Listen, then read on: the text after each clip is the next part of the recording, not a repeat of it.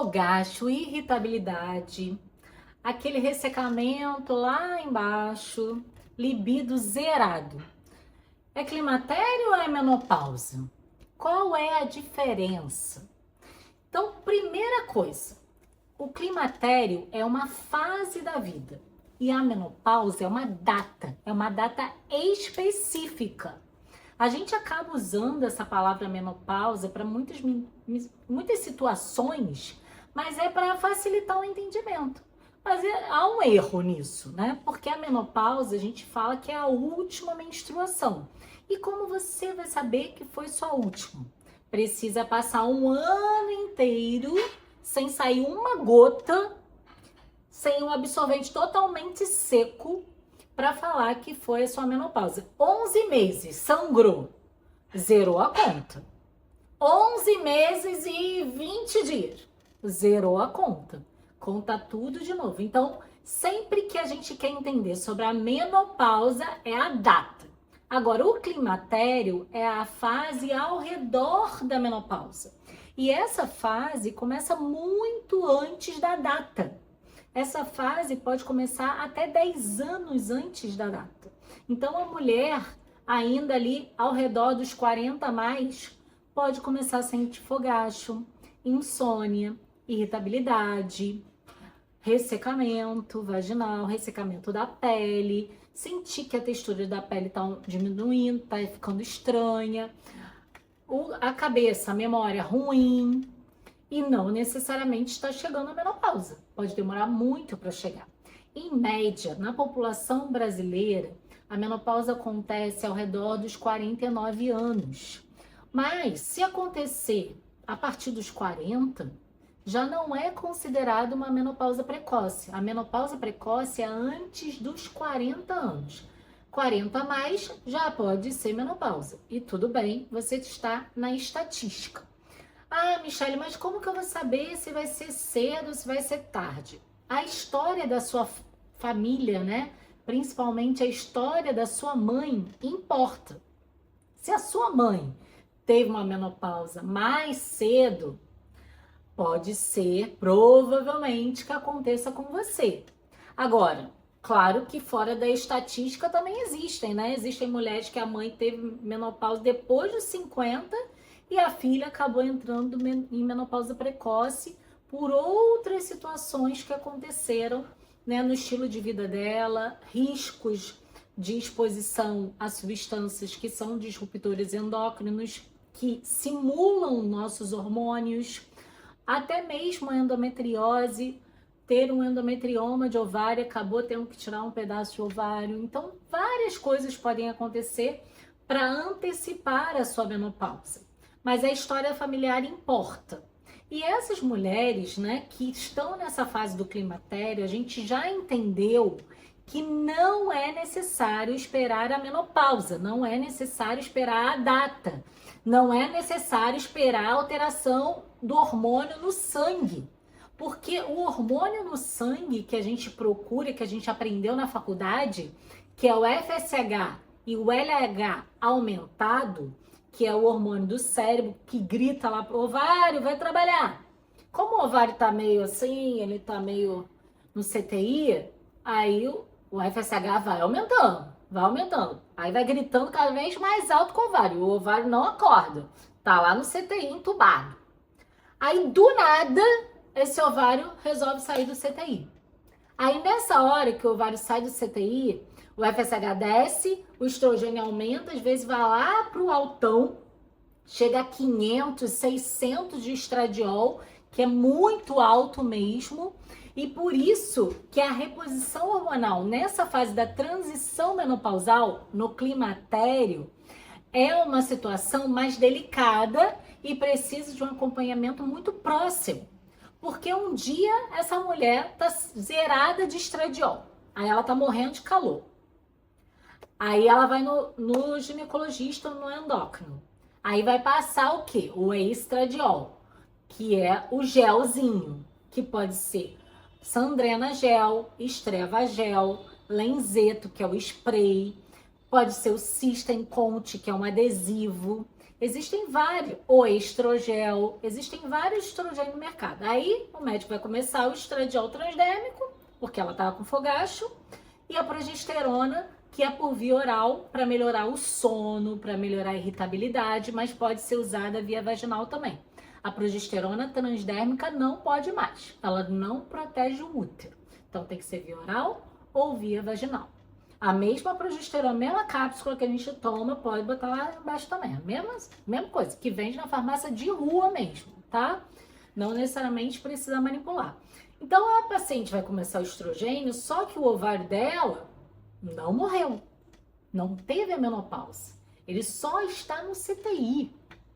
E aí, do nada, no mês seguinte, essa mesma mulher começa com dor na mama, parece que a mama dela tá grávida, tá? Cresce a mama, começa a ter dor de cabeça, porque o ovário ressuscitou. Ele saiu do CTI e começou a liberar um monte de estradiol na corrente sanguínea. E aí, nesse momento, ela ficou com excesso de estradiol. E por isso que a paciente tem que estar muito próxima do seu médico para nessa hora pedir ajuda. O que eu faço? Né? Não ficar, né, procurando no chat GPT, procurando aqui no YouTube qual é a solução. Precisa sim da orientação do médico, que de repente está na hora de recuar, está na hora de tirar de novo o estrogênio. Talvez tenha começado na fase errada, porque é muito difícil, né? Um dia ela tá com fogacho, então ela quer começar a reposição hormonal, mas ao mesmo tempo, o outro dia o ovário resolveu trabalhar, e aí fica essa montanha russa, que já teve um vídeo aqui que eu mostro o gráfico, que o estrogênio fica louquinho assim, ó, uma montanha russa muito louca até a menopausa chegar. Porque aí, quando a menopausa chegou, foi a falência ovariana, ele não vai mais conseguir ressuscitar de jeito nenhum, e a reposição hormonal fica muito mais tranquila. Fica de uma forma que a gente não tem que ficar mudando a reposição hormonal toda hora, como é no climatério. Ah, Michele, então não é melhor esperar a menopausa chegar? Não, não é melhor esperar a menopausa chegar. Não só pela qualidade de vida da paciente, né? Mas também de forma de proteção. Proteção óssea, proteção cardiovascular. Afinal de contas, a principal causa de mortalidade das mulheres e dos homens também são doenças cardiovasculares. Não é o câncer de mama, que todo mundo fica em pânico de usar hormônio achando que vai ter câncer de mama, se você ainda tem esse medo. Ó, tem muito vídeo aqui para tirar esse medo. E ó, esse medo já está ultrapassado, tá? Os estudos estão provando cada vez mais o quanto o hormônio é seguro. E quem sabe um dia, né, até as pacientes com histórico de câncer de mama, alguns subtipos poderão fazer terapia de reposição hormonal, porque a contraindicação absoluta nesse momento agora, 2026, ainda é o câncer de mama. Mas quem sabe um dia, né, os estudos acabam evoluindo e alguns subtipos de câncer de mama vão poder fazer algum tipo de reposição hormonal de forma segura. É isso que a gente espera, né? Porque muitas mulheres agora conseguem sobreviver muitos e muitos anos, mesmo depois do diagnóstico de câncer de mama. O câncer de mama acaba que tá virando uma doença crônica. E que bom, né? Que as pessoas não estão morrendo mais por causa do câncer de mama. E mais do que nunca, você precisa entender que o que mata a mulher vai ser o coração. A falta desse estrogênio, desse estradiol, por mais de 10 anos, que a gente chama de janela de oportunidade, depois da sua menopausa, se você não fizer a reposição dentro desses 10 anos, que é a janela, você realmente, o risco-benefício tem que ser colocado na balança. Porque a falta do estrogênio deixa o vaso duro, deixa o vaso sanguíneo mais rígido. Então, se está formando uma placa ali, uma placa de aterosclerose, se a gente volta lá, quando ela tiver com 60 e muitos anos ou 70 anos o estradiol, aí esse vaso vai ficar mole de novo E essa placa pode se soltar e aí sim ser um risco. Um risco de AVC, um risco de infarto, porque ela perdeu tempo. E muitas mulheres perderam sim a oportunidade, essa janela de oportunidade, porque muitos médicos até hoje não prescrevem a reposição hormonal, porque também tem medo. Eu me formei em 2002, que foi exatamente o ano que saiu o WHI, que é esse estudo que falou super mal do hormônio, porque foi um estudo feito numa população mais velha, mulheres mais de 60 anos, com hormônio errado, o estrogênio de égua, urina de égua prenha por via oral, que é errado, com progesterona sintética, que é errado, aí deu tudo errado. Só que as pessoas ainda estão conectadas a essa informação de 2002. E já saiu estudo provando que esse estudo está todo errado. E mesmo assim o pessoal insiste em ter medo de reposição hormonal e câncer de mama. Porque, na verdade, o principal fator de risco para o câncer de mama é a obesidade. A obesidade aumenta muito o risco de câncer de mama.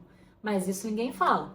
Graças a Deus chegou, né, no planeta as canetinhas emagrecedoras. Então, muitas pessoas vão acabar emagrecendo. Mas isso não vai ser a solução do planeta Terra. Porque muitas pessoas estão emagrecendo de forma errada. Estão emagrecendo, perdendo gordura e músculo. E a sarcopenia, que é a baixa muscular, também aumenta o risco de doença, principalmente da osteoporose.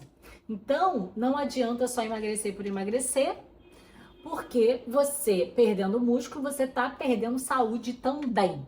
E nessa fase do climatério, as mulheres sofrem disso, né? Elas treinam, elas se alimentam bem, elas investem, vão no nutricionista, vão no médico, começam a reposição e mesmo assim para ganhar, ó, 1 quilinho de músculo, ó, é um Deus nos acuda, porque é difícil, seu metabolismo vai alterar, né? Seu metabolismo vai ficar mais lento, por isso que você vai ganhar peso. Você pode ter resistência insulínica nessa fase da vida.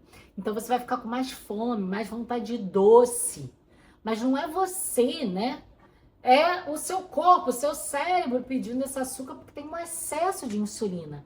Então, se você não entender que isso não é uma coisa da sua mente, isso é uma coisa do seu metabolismo, e você não procurar ajuda, você vai realmente acabar engordando. Sem falar nas doenças, né? Nos transtornos mentais, que aumentam muito o risco, né? Muitas mulheres acabam indo parar no psiquiatra, achando que estão realmente com ansiedade, depressão, e muitas vezes são os hormônios que estão baixos, que levam a essa insônia, essa irritabilidade. E quando a gente otimiza a terapia de reposição hormonal ou começa a terapia de reposição hormonal, muitas dessas mulheres não precisam de tantos medicamentos assim, inclusive remédio para dormir, porque na verdade era o hormônio.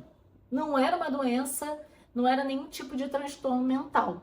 Por isso, esse tipo de vídeo, né, informativo, que traz conteúdo, é importante que você compartilhe, que você curta, para o YouTube entender que esse vídeo importa para outras mulheres e começa a mostrar para outras pessoas.